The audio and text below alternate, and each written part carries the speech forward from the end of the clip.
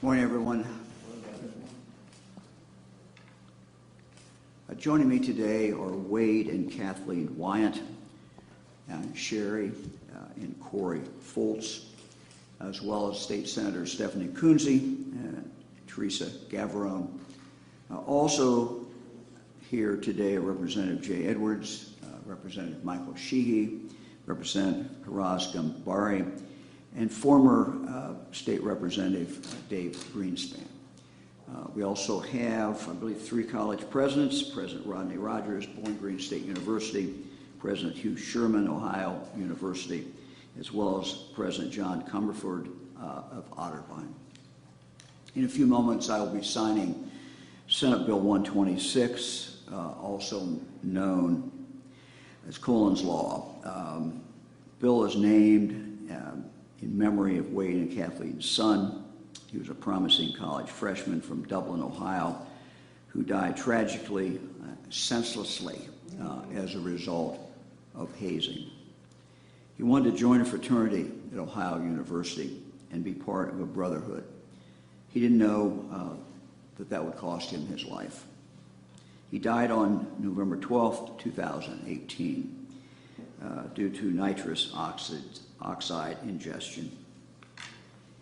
His family was left to mourn, but they turned their grief into something positive, and I want to thank them for doing that. Another college student, Stone Foltz of Delaware County, died tragically on March 7th, 2021, as a result of hazing.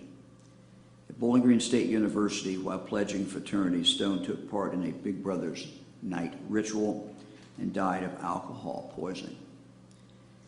In honor of Stone, the Foltz family joined the Wyant family to raise awareness of and stop the practice of hazing by increasing the penalties through Senate Bill 126.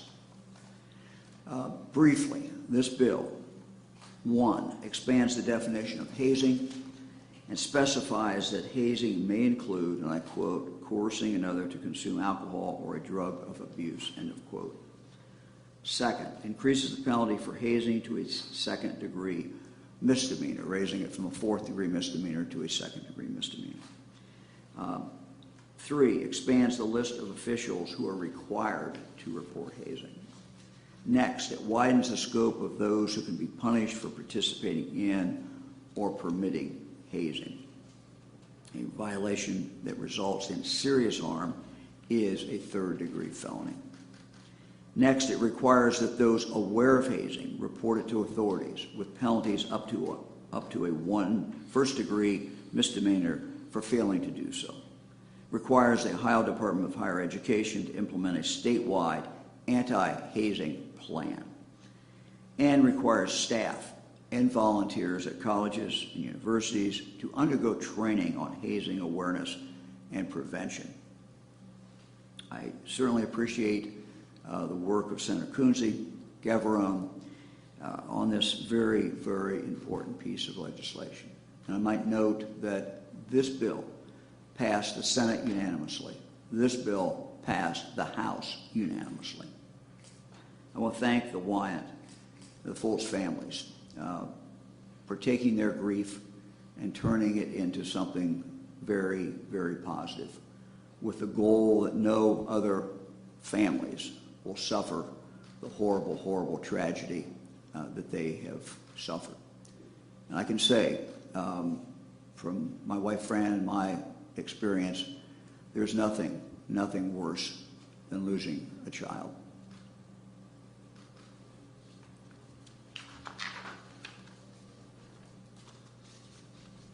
Before we have the other speakers, just a couple other comments.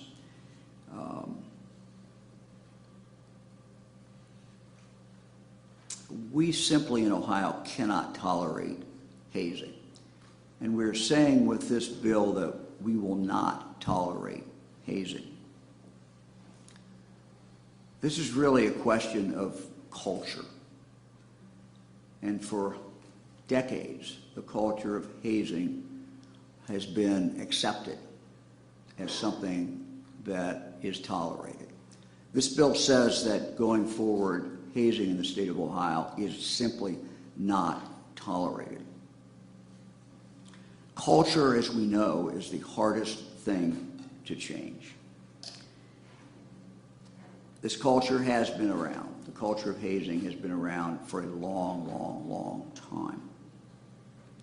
But the law can be a teacher. The law expresses the standards by which we expect people to live. The law expresses what is good. The law also can express what we simply do not tolerate. And this law, when I sign it in a moment, will say, we do not tolerate this in the state of Ohio. We can't wait to get serious about this until we lose another child, until we lose another college student. The nature of life is that we sometimes only get serious about things when there is a great, great tragedy.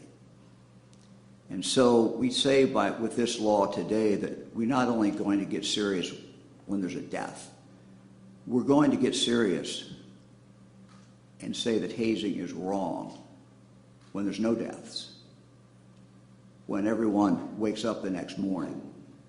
That still is wrong.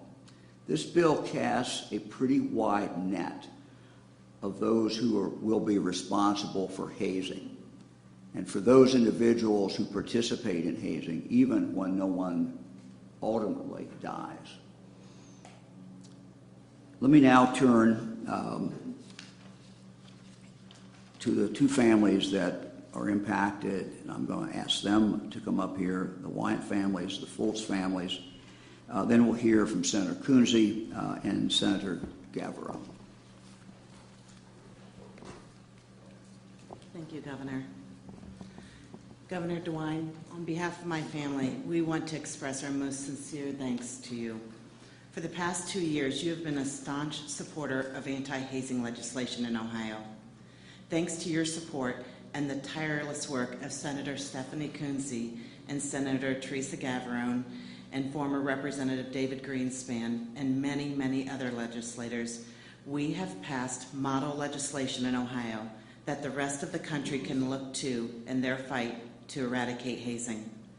In collaboration with Prosecutor Keller Blackburn, Judd Horse in the North American Interfraternity Conference, Bruce Johnson and the Inter-University Council, we have made Ohio a leader in anti-hazing reform across the country. I'd like to extend thanks to our dear friend Scott Borgemenke for all of his efforts in bringing this law to fruition. I'm also eternally grateful to John Hazley, who has spent countless hours over the past 2 years teaching me, coaching me, and guiding me every step of the way. John, I don't know if I'll ever be able to repay you for all you've done, but it's my sincere hope that perhaps someday I'll be able to pay it forward. I'd like to acknowledge Tyler Perino for the courageous testimony he provided in honor of Collin's law and sharing his horrific hazing incidents that he endured. I'd also like to thank Sherry and Corey Fultz and their family for the heartfelt testimony that they provided for Collin's law and sharing the story of the hazing death of their sweet son, Stone Fultz. I'm inspired by the incredible work you all are doing in working with the Inter-University Council and the principals that will be across Ohio schools to be another critical step in eradicating hazing. I recognize that we would not have come this far had it not been for the exceptional media coverage that shed light on the dangers of hazing, starting 2 years ago with the work of Tara Morgan and since then many other fine journalists, and especially the Columbus Dispatch and their awe-inspiring team of Sheridan Hendricks, Mike Wagner, and Lucas Sullivan with their production of the Broken Pledge podcast. Through this, they brought to life with great clarity and vivid detail the horrors of hazing in hopes of saving another family from the tragic loss our families experienced. Most importantly, I want to thank my family. Wade, Austin, Olivia, Aiden, and Ava. The relentless support you've given me over the past 2 years gave me the stamina I needed to keep going. I know each of you made sacrifices so I could work on Collin's Law, and yet you never once complained. You only continued to encourage me. You believed in me, and that is all I needed. A few days after Collin died, our family gathered around the kitchen table to write his obituary. The first thing my children said had to be in it was that Collin always stood up for the underdog. Collin was a protector by nature. I can think of no greater way to honor him than a law in his name designed for the sole purpose of protecting others. Collin, I know you're watching, and I hope we made you proud.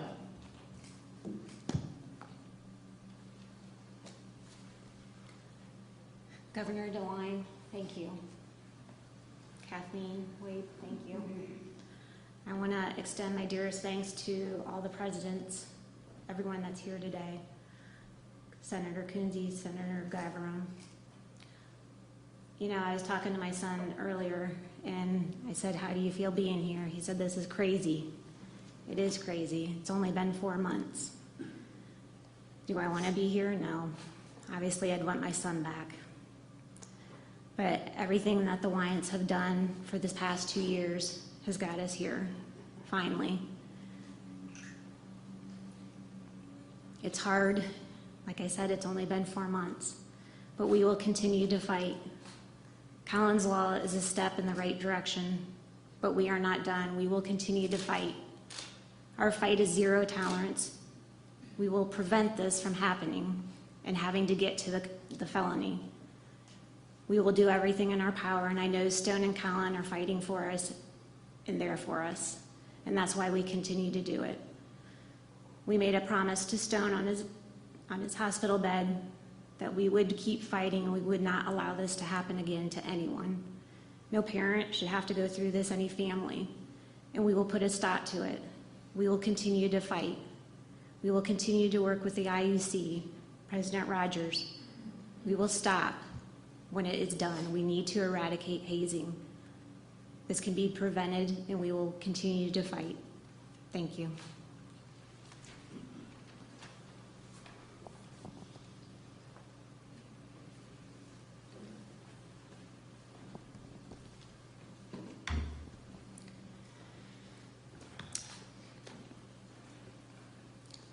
I just have a couple quick comments today.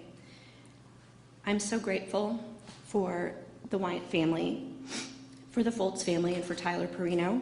I mentioned in my floor speech I was also grateful for the great media coverage that this law has received, and I'm very grateful to be standing here with our chancellor, our governor, our members of the House that have worked on this. Representative Greenspan, thank you very much for your leadership over the past almost 3 years now on this bill. And I believe as much as we celebrate, and I use that word in a very, not in a joyous sort of a way, but we do celebrate the passage of this law. But we also recognize and mourn the incredible loss that has brought us to this point today. It is truly the love of family and the heart of a mother who championed this legislation, why we are standing here today. And Ohioans are grateful, Kathleen, for your unwavering mission to not only change Ohio law, but to truly change a culture on our college campuses for all of our young adults to aspire to have a bright future. The governor kind of mentioned it, but I liken this to beauty for ashes. So thank you.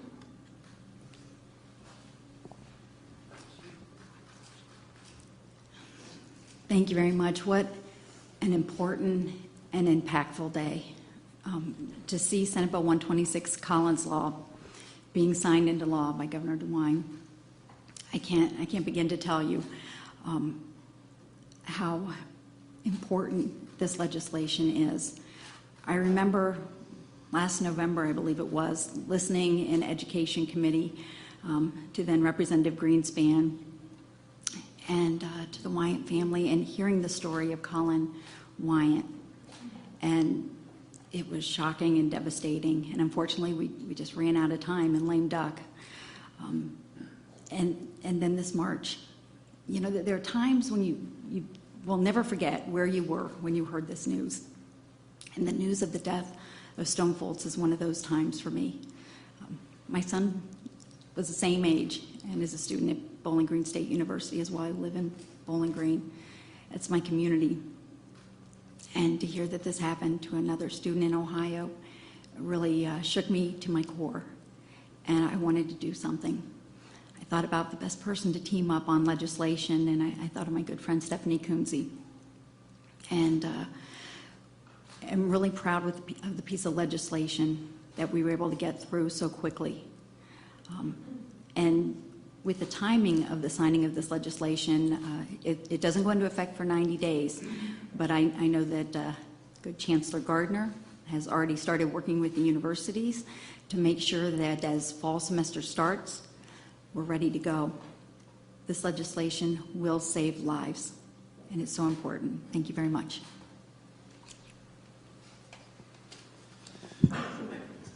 So now we'll sign Collin's Law.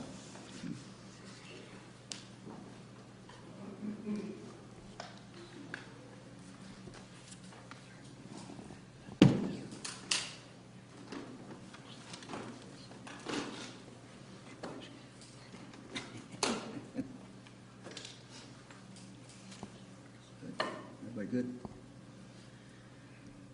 Well, as you can see by the number of people here, what great support there is for this law. You can also see it by the number of pins here. So we'll get going here. So.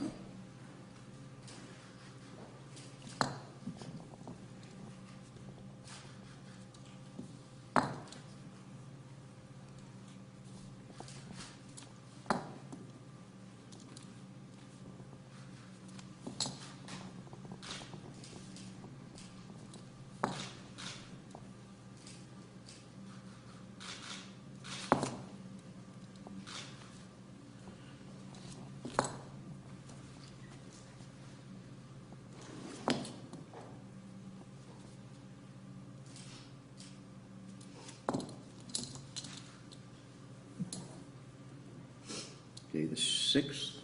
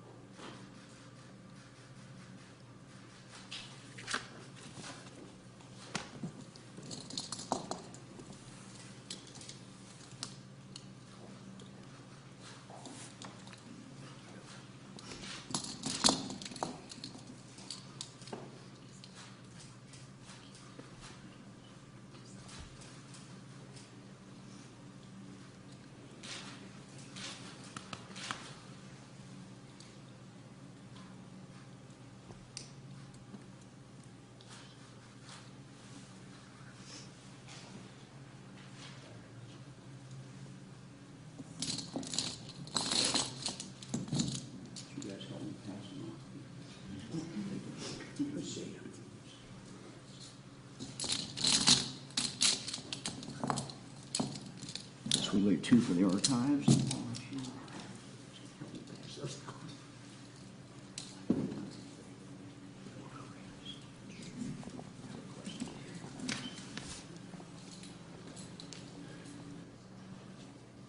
Any questions? Governor, can you talk a little bit about the importance of having this done so quickly, and then we heard from families expressing their gratitude that this could save their son or daughter's life? Yeah, you know, Fran and I have sent 8 children to college and a number of grandchildren. And when you send a child to college, there's always great apprehension and there's joy, I guess, but also they're moving on with their life, but also a great, great concern. So I think anyone who sends their child to college should expect that hazing is just not part of that experience. And I think that's what really this bill is saying. This is just, we're just not tolerating this. And it's not just when someone dies. This bill reaches out and holds people responsible. And if, hazing occurs and there's no permanent injury and it still is a crime. And that's the message we want to get across today. It is truly a zero tolerance. Anybody else? Governor, how can you make sure that this word and this law gets from a state house today to frat houses on Saturday nights from Toledo to Youngstown? Well, it's going to take a lot of people to make sure that the word gets out to fraternity houses or any place else where there is hazing, where hazing is part of the culture. I think our college presidents have made it very clear. We are blessed with a number of not only public universities but private universities in the state of Ohio. I think to a person, the men and women who are the presidents of these colleges and these universities who have taken a stand against hazing. It is something that they will continue to drive down through their administration. And it's something that is simply changing, as I said, changing the culture that exists. When you think about it, hazing has just been accepted. And it's something that after it occurs, as long as no one dies, everyone, people kind of laugh and say, oh, well, that's just the way it is. What we're saying today is that's not just the way it is, and that's not acceptable anymore. Governor, or to the university heads that are here, this bill obviously goes into effect in October. Students will be back before then. How do you make sure that they're safe when every weekend could bring its own risk leading up to this bill going into effect? Whoever wants to take it. One of the things that we have done in the past is that we have a very stringent anti-hazing policy in our university. And that affects not just the fraternities and sororities, but the athletic teams and all of the student organizations. So we just don't tolerate hazing at Ohio University. We've also developed training programs. We've put in place a code of conduct that informs students as to the proper choices they should be making. And we also have developed all kinds of programs for the sorority, all the student leaders, to make sure that they understand that it will not be tolerated.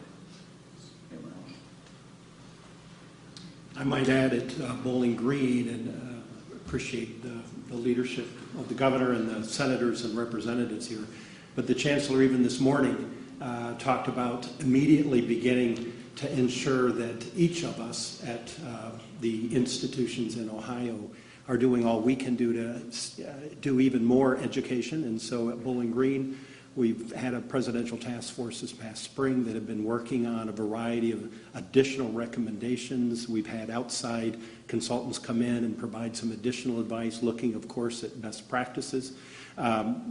We felt we were doing a very good job at this historically, and but we need to step it up even more in terms of education. And so beginning this fall, all fraternities and sororities have to go through a commitment plan that includes additional education and training. But I think, and the governor mentioned this, the bringing additional eyes to this issue too, of having responsibility to those that may be aware that hazing is going on, but now there is a absolute responsibility to report that. And so we believe that that will also bring additional structure into the community to make sure that hazing is eradicated. Thank you. Governor, Sherry Foltz talked about taking next steps. What advice would you give university officials when a Greek organization gets in trouble and there's pressure from someone who used to be in a fraternity or sorority years ago, and they've done well in life and they write checks and give big donations to the universities? How would you what would you advise them? How would you handle those conversations with that pressure? Well, I try not to advise college presidents on too many things. So, but I think we have a shared commitment to change the culture.